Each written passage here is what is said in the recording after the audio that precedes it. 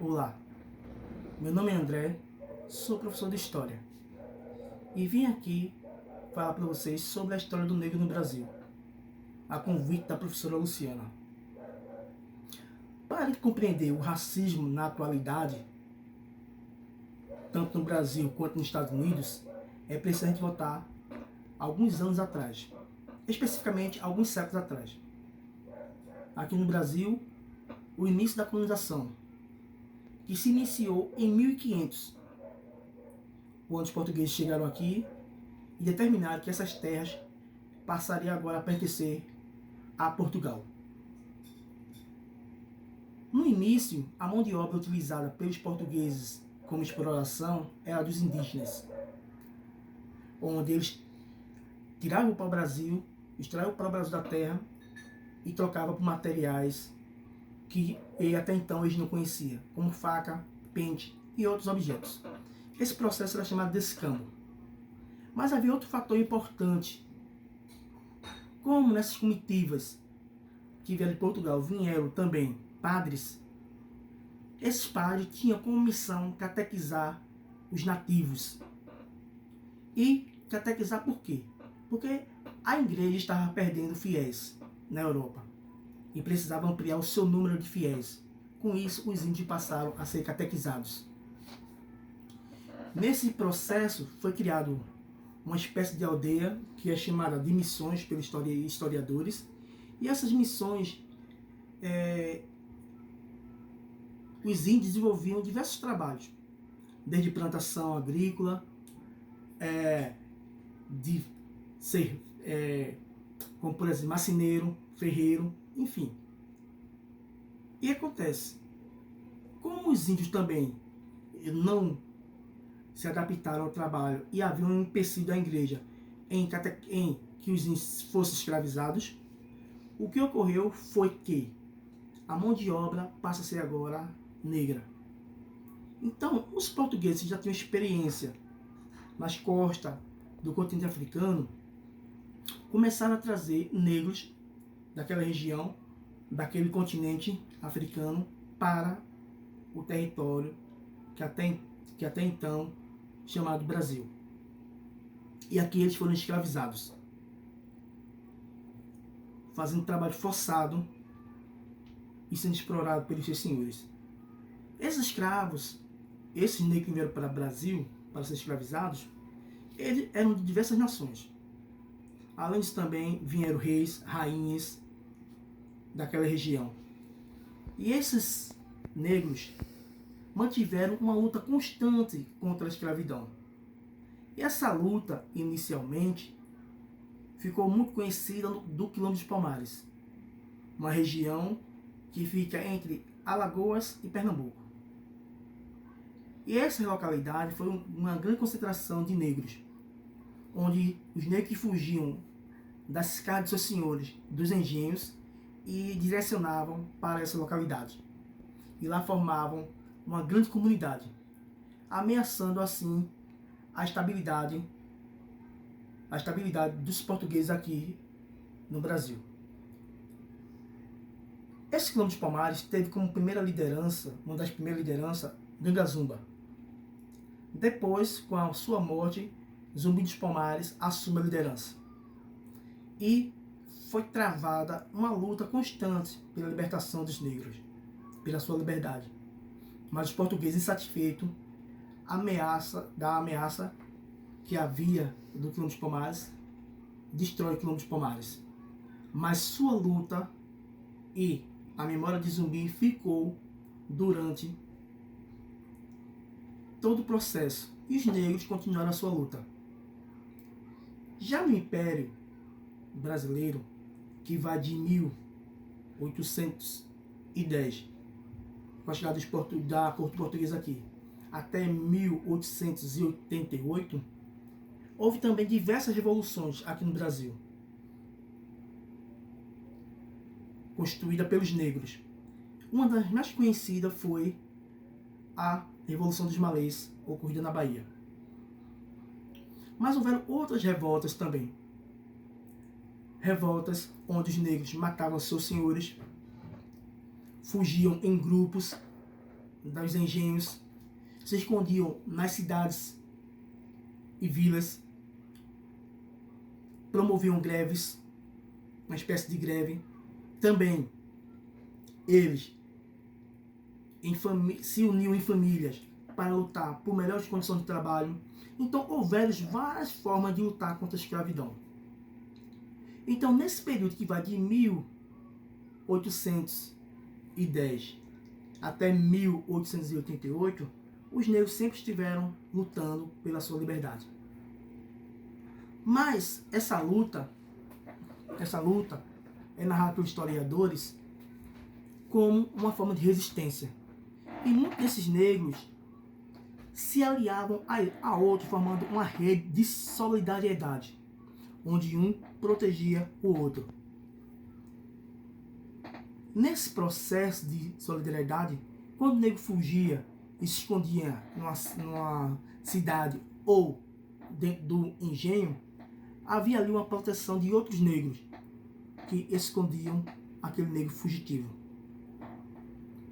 E atrás desses negros fugitivos havia também o que a gente chama hoje do capitão do mato. Esse capitão do mato era uma espécie de soldado que saía à caça desses foragidos. E nesse processo, alguns negros eram capturados, outros não. Tinha um negro que passaram anos fora da casa do seu senhor. Então todo esse processo de resistência não só iniciou lá no século XVI, mas durante todo o período que houve escravidão no Brasil, esses negros resistiram à violência, à exploração da escravidão. Mas nesse período, século XIX, as cidades estavam crescendo economicamente. E as cidades mais populosas, onde tinha a concentração de negro muito maior, a primeira, Rio de Janeiro, que era a capital do Brasil, onde a corte estava instalada, o rei Dom Pedro, o imperador Dom Pedro, no caso, e a outra cidade era Salvador, na Bahia. E a terceira era Recife, que é que eu gostaria de falar para vocês sobre a experiência dos escravos aqui no Recife. Esses negros que aqui habitavam, no Recife, eles tinham, aliás, não só no Recife, mas em todo o Brasil, desenvolviam diversos trabalhos, tanto na cidade quanto no interior. Na cidade, esses trabalhadores, eles poderiam ser escravos de ganho. O que é um escravo de ganho? É aquele escravo que tinha um senhor, mas o senhor liberava ele para vender os seus produtos, ou o produto do senhor, dentro do centro urbano. Contanto que, dias específicos, esse negro voltasse e levasse uma pequena renda para o seu senhor. Uma espécie de pagamento para o seu senhor. E havia também aquele escravo que trabalhava em tendas de alfaiate, ourives, em açougues, que era escravizado e tinha esse ofício. Haviam crianças que aprendiam ofícios profissionais, como alfaiate e outros. E havia também aquele negro que era liberto, que tinha conseguido a sua alforria. Então, no centro do Recife, havia um aglomerado de uma população negra muito grande. E essa população negra se articulava entre si para promover a sua resistência. Quando o negro fugia, por exemplo, de um engenho, ele poderia ir para a cidade ou para as matas. Uma das matas que foi onde se formou uma grande resistência aqui em Recife foi a mata que estava próximo a Olinda e a Recife, nas margens do rio Beberibe. E lá se formou o quilombo, que a gente chama de quilombo de Catucá. Esse quilombo abrigou uma boa quantidade de negros foragidos. Não só negros, mas também indígenas e outras pessoas que eram marginalizadas. E nessa região, esses negros promoviam sua resistência lá dentro. Mas o medo do governo de Pernambuco era tão grande que esse quilombo crescesse, que foram feitas constantes constante manutenção de soldados para reprimir esse quilombo. Mesmo assim, esse quilombo durou por boa parte da primeira metade do século XIX. Então, os negros sempre resistiram à escravidão.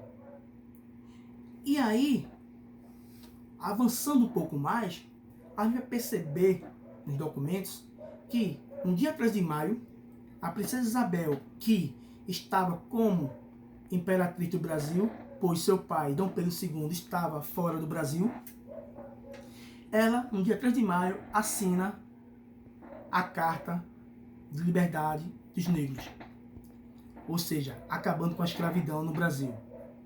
Mas isso não foi a princesa Isabel que deu a liberdade. Os negros já vinham lutando por isso há muito tempo. Havia movimentos abolicionistas, tanto com a participação de negros, mas também de brancos que queriam a liberdade dos negros. E esse processo foi se construindo durante todo o século XIX.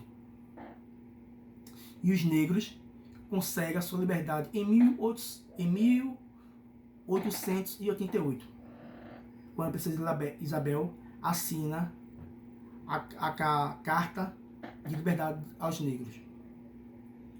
Mas quando os negros são libertados de seu trabalho forçado, seu trabalho de escravizado, para onde eles vão? Qual foi o destino que esses negros tomaram? Muitos desses negros foram expulsos das fazendas, não tinham moradias, não receberam nenhuma indenização quando foram libertos pelo seu trabalho feito naquela localidade. E eles foram morar onde? Muitos desses negros passaram a viver nos morros, construindo suas casas no morro. Outros continuaram vivendo no que a gente chama de mucambos, localizados nos centros urbanos das cidades. Mas ainda havia outro processo. Nesse período, entre o século XIX e o século XVIII e o século XIX, século XIX e século XX, começa a aparecer as teorias raciais. E os negros passam a sofrer agora o racismo. O Brasil criou uma metodologia científica para embranquecer o Brasil. Ou seja, os negros foram expulsos das fazendas onde trabalhavam como escravos, sem receber nada. Os senhores de engenho pediram que o Estado, ou seja, a princesa, indenizasse eles por ter libertado os escravos, mas também havia um processo de trazer europeus para o Brasil. E aí foi quando começaram a chegar italianos, alemães, ampliando ainda mais essa conjuntura de europeus aqui no Brasil. E esses europeus foram assumindo os trabalhos nas fazendas, nos centros urbanos, e os negros ficou à margem da sociedade. À margem da sociedade. Boa parcela da população negra ficou à margem da sociedade. E a teoria racista passou a ser constituída como um elemento para diminuir ainda mais a humanidade do negro. E essa teoria racista persiste ainda hoje. Muitas pessoas dizem que o negro é inferior ao branco. Basta a gente olhar as novelas, os telejornais, uma empresa, por exemplo. Dificilmente você encontrará um negro tendo um papel elementar ou de importância numa empresa, no telejornal, numa novela. Então, o racismo, ele foi constituído a partir desse processo de escravização. E ainda hoje, nós negros lutamos pelo conhecimento de sua cultura, pelo conhecimento da sua história. Tudo isso está posto aí, ao ponto de o Brasil criar uma lei que promovesse a cultura e a história do negro afro-brasileiro e africana. Então, todo esse processo de reconstrução do negro, da história do negro, passa por um crivo do historiador que busca reconstruir a história dessa população negra. E vários historiadores estão se debruçando nessas pesquisas para mostrar a importância do negro na história do Brasil e desconstruir toda essa ideia de que o negro é inferior ao branco, dando uma certa importância à história do negro e da sua cultura e sua história. Por exemplo, a nossa cultura tem muitos elementos que fazem parte da cultura negra. Na música, você encontra isso na música, na dança, no teatro, nas comidas. Então, a cultura negra está espalhada, está enraizada no Brasil. Só que o brasileiro, que se diz branco, muitos deles não reconhecem a cultura negra. Despreza o negro. E a gente vive num momento atual onde as instituições governamentais que deveriam proteger a população negra é a que mais massacra.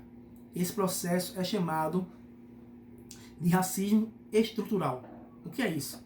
É quando o poder de um Estado ou de uma nação impõe às autoridades a massacrar o negro. Basta ver quando a polícia, por exemplo, entra na favela. A primeira pessoa a ser atingida é o negro. E nós temos vários exemplos.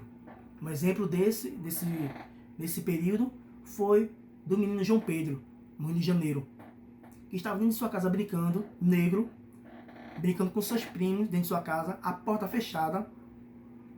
Uma ação da Polícia Civil com a Polícia Federal entra e dá 70 tiros dentro da casa. E o menino é morto. Outro exemplo que nós temos é da empregada doméstica que teve que levar seu filho para o trabalho, e nesse interim a patroa, não tendo paciência de cuidar do filho da empregada doméstica, que ali se encontrava por uma necessidade, deixou o menino descer sozinho no elevador. E o menino, não sabendo mexer naquele sistema para não andar, e desse andar ele cai e morre.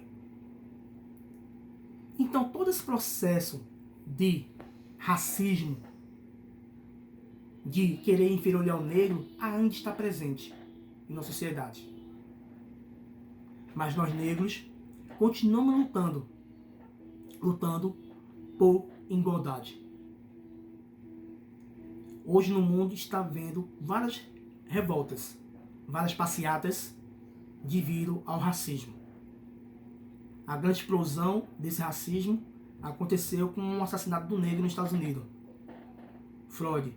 E aí, em vários países está tendo manifestações. O Brasil não é diferente. Nós temos aqui no Brasil vários movimentos que lutam contra o racismo. Entre eles, o movimento negro aqui no Brasil. Professores, historiadores negros que começam a recontar a história do povo negro, tirando aquela imagem de zumbi que era tratado nos livros, por exemplo, de história, como marginal, e zumbi agora, a partir de novas pesquisas, passa a ser um herói para os negros do Brasil. Espero que vocês tenham gostado. Isso é só gostado desse pequeno vídeo. Aqui é só um resumo da história do negro no Brasil. Procure ler um pouco mais sobre a história do negro no Brasil. Tem aí várias literaturas que falam da história do negro no Brasil. Procure se aprofundar e veja que o racismo é algo construído. Ninguém nasce racista.